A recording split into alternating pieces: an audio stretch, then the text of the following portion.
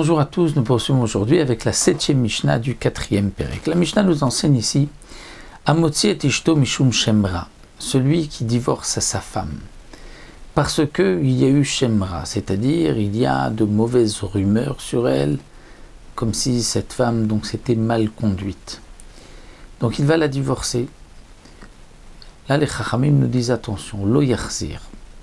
Ce monsieur doit savoir qu'il ne pourra plus la reprendre. Bien qu'un homme a le droit de se marier avec sa divorcée, il a le droit de la reprendre tant qu'elle ne s'est pas mariée avec un autre homme. Mais dans ce cas-là où elle est sortie, donc à cause d'une rumeur, d'un shemra, d'un mauvais nom, là on lui dit tu ne pourras plus la reprendre. Pourquoi? Peut-être que demain on va entendre que c'était une simple rumeur, que c'était faux, qu'il n'y avait rien eu. Donc pourquoi ne peut-il pas la reprendre? C'est justement parce que cet homme-là, si demain il va donc entendre que ce n'était qu'une rumeur qui n'était pas fondée, et que sa femme s'est remariée avec quelqu'un, et qu'elle a eu des enfants, il va dire, mais si j'avais su que ce n'était qu'une rumeur, jamais je ne l'aurais divorcée. Et donc de cette manière, il va donc annuler, c'est-à-dire le guet qu'il a donné, puisque le guet, il l'a donné seulement dans un esprit où il pensait vraiment qu'il devait la divorcer, qu'il y avait un fondement à ce qu'on a entendu. Donc ses enfants seront ensuite de ce deuxième mariage des mamzerim. Donc après de Barthénora, si cet homme-là pense ainsi, vraiment le guet est batel, et les enfants seront des mamzerim. D'autres mefarshim, d'autres eshonim pensent que non, pas jusque-là.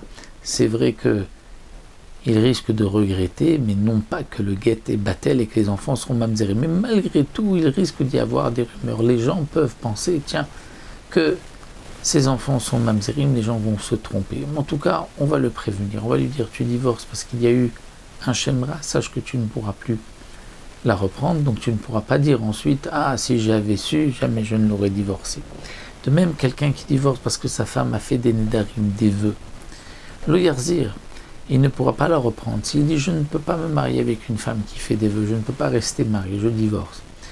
Donc on lui dit aussi attention, tu ne pourras pas la reprendre. Peut-être que demain elle va aller annuler le vœu chez un chacham, et donc il va dire mais si j'avais su qu'on pouvait annuler le vœu, je ne l'aurais pas divorcé. Là encore une fois, le guet est annulé, les enfants seront mamzerim si elle s'est remariée. Donc on lui dit à l'avance, tu ne peux pas la reprendre. Rabbi Yehuda Omer, Kol neder sheyadubo rabim lo yarzir. Pour Rabbi Yehuda, tout dépend. Si c'est un neder que les gens ont su qu'elle avait fait ce neder, là il ne pourra pas la reprendre. Mais chez lo yadubo rabim yarzir. Si les gens n'ont pas su, il pourra la reprendre. Pourquoi?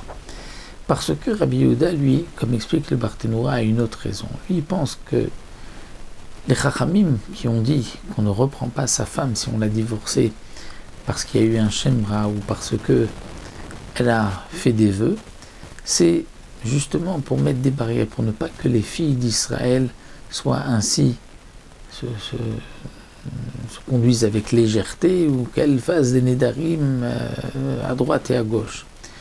Donc, lorsque c'est un néder qui a été connu, il y a eu au moins 10 béné Israël qui ont entendu, là il y a une pritzvut. On voit, tiens, les femmes font des nédarim, ce n'est pas une bonne conduite.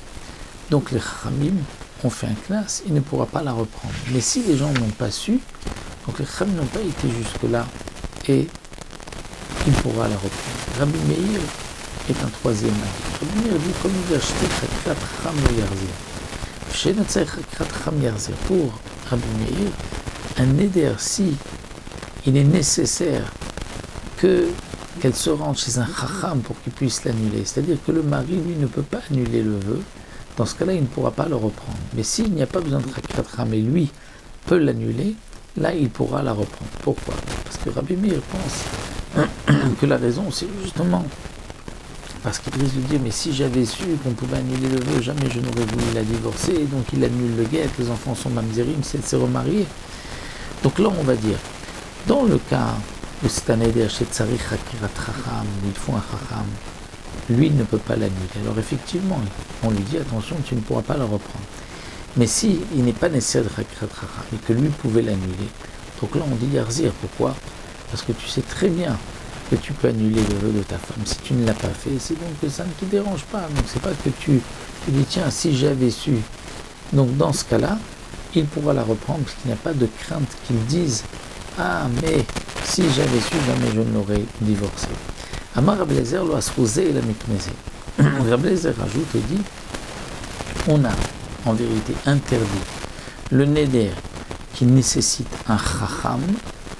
On a interdit qu'il ne peut pas reprendre sa femme justement à cause du neder où il n'a pas besoin de chacham.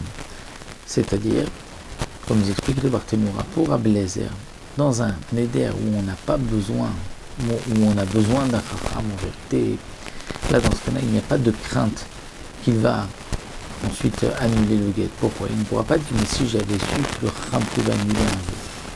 Parce que, pense Rabbi Eliezer, nous savons qu'un homme ne veut pas que sa femme se rende chez un chacham et va exposer tous les nedarim qu'elle a fait. C'est une honte pour lui.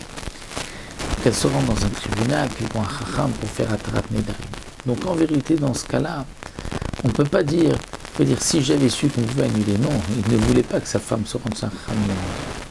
Mais étant donné qu'il y a des nedarim, on n'a pas besoin d'un chacham, que le mari peut annuler, là, il y a une crainte, parce qu'il peut dire, mais peut-être que je ne savais pas qu'on pouvait annuler, si j'avais su que je pouvais annuler le guet, eh bien jamais je n'aurais divorcé. Donc à cause de ce guet que lui peut annuler, où là il risque de dire, mais si j'avais su jamais je n'aurais divorcé, on va même, dans le cas où c'est un éder que lui ne peut pas annuler, mais qu'on a besoin d'un chacham, même dans ce cas-là on va dire qu'il ne la reprend pas, alors que là, effectivement, il n'y aurait pas de crainte. En vérité, nous avons une marloquette. Est-ce qu'un homme sait qu'il peut annuler un guet, ou est-ce qu'un homme ne sait pas qu'il peut annuler, pas un guet, un vœu? Est-ce qu'un homme sait ou un homme ne sait pas? C'est la marloquette que nous avons entre Rabbi Meir et Rabbi Eliezer.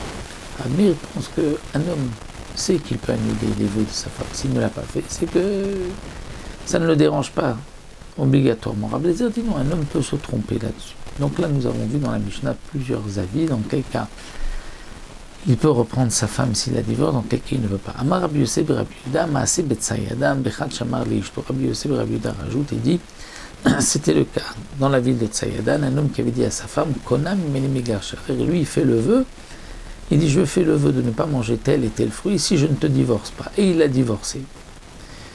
Les Chachamim lui ont permis de reprendre ensuite sa femme, pour arranger, si on peut dire, le monde. C'est-à-dire que la Gemara, comme dit le Barthénoura, nous explique qu'il manque en vérité une liaison entre le début de la Mishnah et Rabbi Yosef et Rabbi Yehuda. Et donc la Gemara nous dit qu'il faudrait rajouter dans la Mishnah la chose suivante, dire tout ce qu'on a dit ici, qu'il ne peut pas la reprendre, c'est si elle qui a fait le neder. Mais si c'est lui qui fait le neder de la divorcer et il la divorce, là il peut la reprendre et il n'y a aucune crainte. Et là donc Rabbi Yosef et Rabbi Yehuda vient confirmer qu'il y avait effectivement un homme, Tsaïdan, qui avait fait ce vœu, avait dit je m'interdis tous les fruits du monde si je ne te divorce pas, il l'a divorcé, les Chachamim lui ont permis de la reprendre. Et donc, le Mipnei Tikkun Haolam vient expliquer pourquoi les Chachamim ont dit que celui qui divorce sa femme à cause d'un éder, ils ne la reprennent pas, c'est pour qu'il y ait un tikkun, que le monde ne soit pas déstabilisé, c'est-à-dire pour ne pas que demain elle va se remarier, qu'il va dire tiens, mais si j'avais su, donc il annule le guet. Ce problème-là n'existe pas lorsque c'est lui qui a fait le neder. Et donc c'est pour cela que la Mishnah vient nous dire, si lui a fait le neder, donc il n'y a pas de problème de tikkun haolam, donc dans ce cas-là, il peut la reprendre.